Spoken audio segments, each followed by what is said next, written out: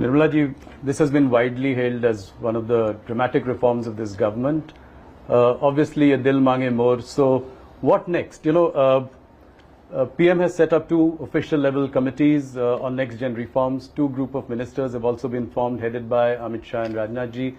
What can we expect in the coming months? What is the idea going forward? How do you look at reforms in the bigger picture? Quite a lot of work was done about the next set of reforms which we need to undertake, even prior to 24 Lok Sabha elections. And then some departments moved, like ours moved faster. There are other departments which are moving faster as well, whether it is looking at the environment related issues, sustainability related issues, opening up for private sector, sectors which have been the domain and the privy of the government. These are things where lots of action is happening. Various departments are moving. The science and technology is moving very fast. IT is moving very fast. IT as in semiconductors and other things. So that big area of reform, if you ask me, in which these 2 committees will look at, and also the committee which is headed by former Cabinet Secretary Rajiv Gauba. Right. I expect reforms which will have to now trickle down rather than remaining as a domain of only the union government.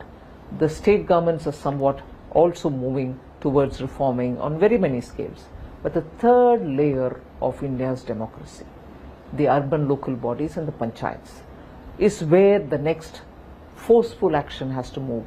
Otherwise, the speed with which we want to move India and the aspirations to be met in India for people to live in a society, live in a country which is fairly developed, and our citizens get their aspirations met. I think we have to take the reform agenda just not to the states but also to the third layer. As I move to discussing the GDP numbers for Q1, just before that, another last question on GST, which is how will you ensure that you pass on the benefit to the consumers? We've seen anti-profiteering in the past, so how do you plan to tackle this? Is there a way in which the government is looking at it? How do you ensure? At the moment, there isn't any particular mechanism that I can say I have, but I am seized of the question. Also coming from many citizens themselves who are saying, it's great that you've done this, it's great that you're bringing in this kind of a drastic cut in taxes, but how will you ensure that we'll benefit from it? And how will you ensure that it's not going to disappear on the course to reach?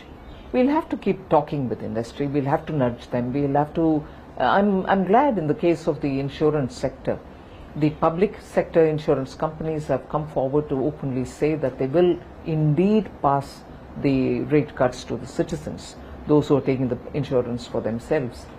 So I'm sure the private sector would also do it in insurance, and so with other things. You're expecting them to announce that they will pass on the benefit? Many of them are doing it. Couple of them have, some of them have announced.